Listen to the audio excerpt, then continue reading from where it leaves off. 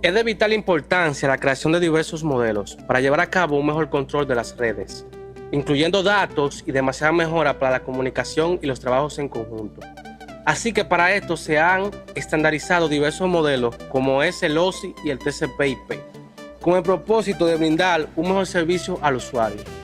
Pero antes de empezar, debemos de saber qué es el modelo OSI y el TCP/IP. El modelo OSI es la sigla de Open System Interconnection, en español, interconexión de sistemas abiertos. Es una norma universal para protocolos de comunicación lanzado en 1984.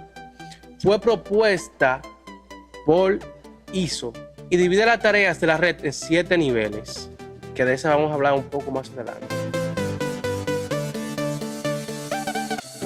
El modelo TCP/IP permite un intercambio de datos fiable dentro de una red, definiendo los pasos a seguir desde que se envían los datos hasta que son recibidos. Para lograrlo, utiliza un sistema de capas con jerarquías que se comunican únicamente con su capa superior y su capa inferior. La capa superior es la que envía resultados y la capa inferior es la que solicita servicios. Las similitudes son que ambos tienen capas de transporte y de red similares.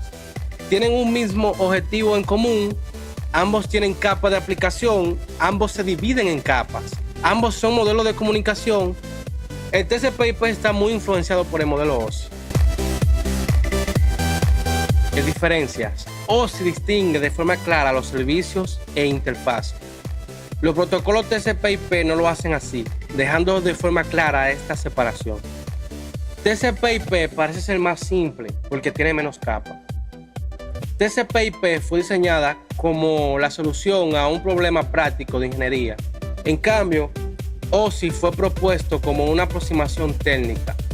Las capas de modelo TCP/IP son mucho más diversas que la de modelo OSI.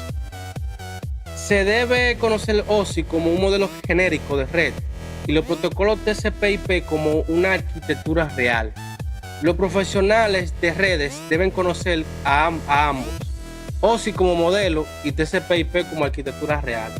TCP/IP integra las capas de aplicación, presentación y sesión del modelo OSI en una sola capa, esta llamada aplicación.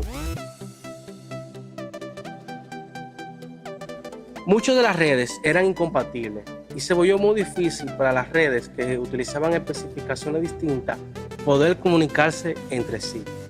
Para solucionar este problema, la Organización Internacional para la Normalización realizó varias investigaciones acerca de los esquemas de red. La ISO reconoció que era necesario crear un modelo de red que pudiera ayudar a los diseñadores de red a implementar redes que pudieran comunicarse y trabajar en conjunto. Y por lo tanto, elaboraron el modelo de referencia OSI en 1984. Los creadores del modelo se dieron cuenta de las siguientes ventajas si dividen el modelo en capas. Las ventajas son que dividen la comunicación de red en partes más pequeñas y sencillas. Normaliza los componentes de red para permitir el desarrollo y el soporte de los productos de diferentes fabricantes. Permite los distintos tipos de hardware y software de red comunicarse entre sí. Impide que los cambios en una capa puedan afectar las demás capas para que se pueda desarrollar con más rapidez. Divide la comunicación de red en partes más pequeñas para simplificar el aprendizaje. ¿Cuáles son los componentes del modelo OSI? Bueno, los componentes del modelo OSI se definen en capas. La capa 7 de aplicación es la que está en la parte superior. Es la que la mayoría de los usuarios ven. En el modelo OSI, esta es la capa en la que está más cercana al usuario final. Las aplicaciones que funcionan en la capa 7 son aquellas con las que el usuario interactúa directamente. Por ejemplo, un navegador web como Google Chrome, Firefox, Safari, Opera, y como algunas aplicaciones que es Skype, WhatsApp, Facebook, Office. Son ejemplos de aplicaciones que están en la capa 7. La capa 6 es la capa presentación. Esta representa el área en que es independiente de la presentación de datos en la capa de aplicación. En general representa la preparación o traducción del formato de la aplicación al formato de red o del formato de la red al formato de la aplicación. En otras palabras, la capa representa datos para la aplicación de la red. Un buen ejemplo de esto es el cifrado y descifrado de datos para una transmisión segura. Esto es lo que sucede en la capa 6. La capa 5, sección. Cuando dos dispositivos, computadora o servidores, necesitan hablar entre sí, se puede crear una sección y esto se hace en la capa de sección.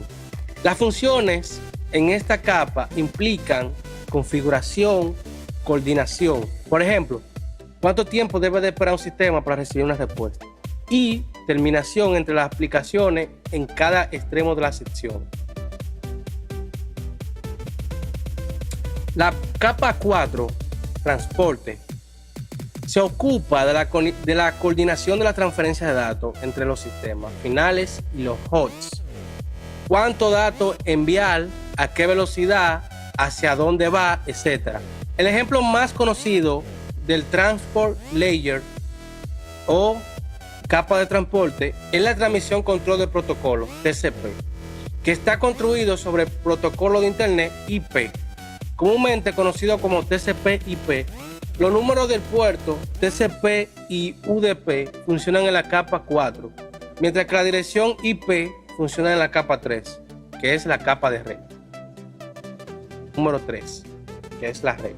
Aquí, en la capa de red, encontrará la mayoría parte de la funcionalidad del enrutador que la mayoría de los profesionales de la red se preocupan y aman. En su sentido más básico, esta capa es responsable de reenvíos de paquetes, incluido el enrutamiento a través de diferentes enrutadores.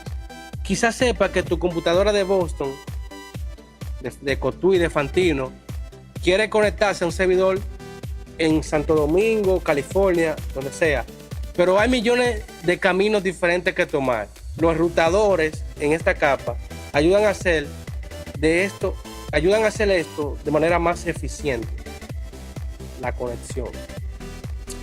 Vamos ahora con la capa 2, que es el enlace de datos.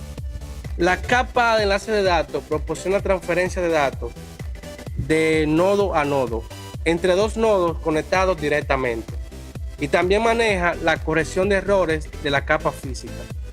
Aquí también existen dos subcapas, que es la capa de control de acceso al medio, su sigla MAC, y la capa de control de enlace lógico, que es LLC.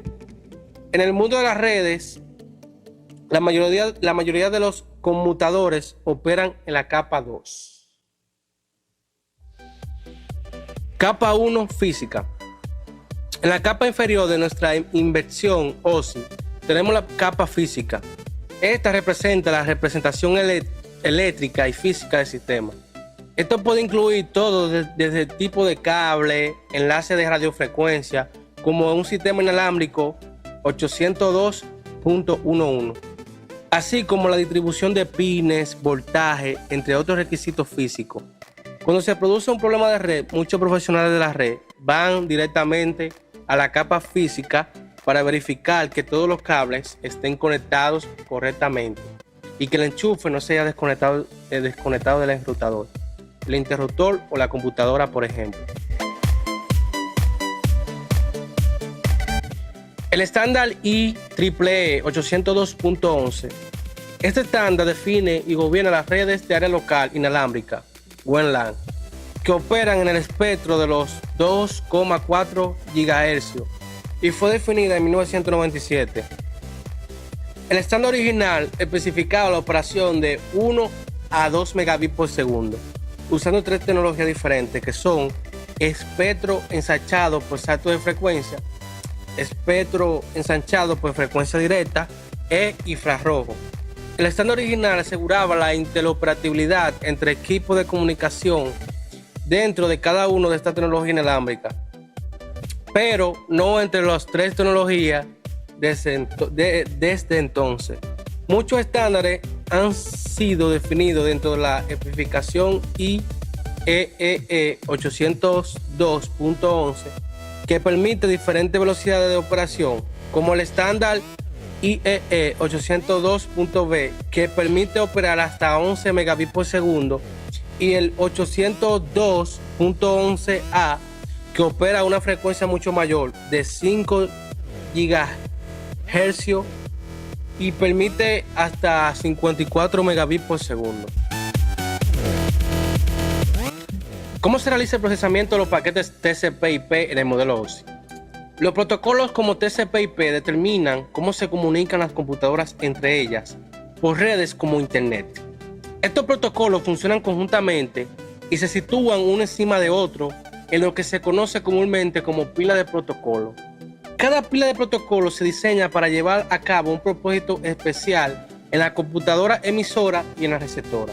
La pila TCP combina las pilas de aplicación, presentación y sesión en una, también denominada pila de aplicación. En este proceso se da la característica de envasado que tiene lugar para transmitir datos. La pila de aplicación TCP formatea los datos que se están enviando para que la pila inferior, la de transporte, lo pueda remitir. La pila de aplicación TCP realiza las operaciones equivalentes que llevan a cabo las tres pilas del OSI superiores como aplicaciones, presentación y sección. La siguiente pila es la de transporte, que es responsable de la transferencia de datos y asegura que los datos enviados y recibidos son de hecho lo mismo. En otras palabras, que no se han surgido errores durante el envío de los datos. TCP divide los datos que obtiene de pila de aplicación en segmentos. Agrega una cabecera, contiene información que se usará cuando se reciben los datos para asegurar que no se ha sido alterado en ruta y que los segmentos se puedan volver a combinar correctamente en su forma original. La tercera pila prepara los datos para la entrega introduciéndose en datagramas IP y determinando la dirección Internet exacta para esto. El protocolo IP trabaja en la pila de Internet, también llamada pila de red. Coloca un envase IP en una cabecera de cada segmento. La cabecera IP incluye información como la dirección IP de la computadora, emisora y receptora. La longitud de datagrama y el orden de su secuencia. El orden secuencial se añade porque el datagrama podría sobrepasar posiblemente el tamaño permitidos a los paquetes de red. Y de este modo necesitaría dividirse en paquetes más pequeños. Incluir el orden secuencial le permitirá volverse a combinar apropiadamente.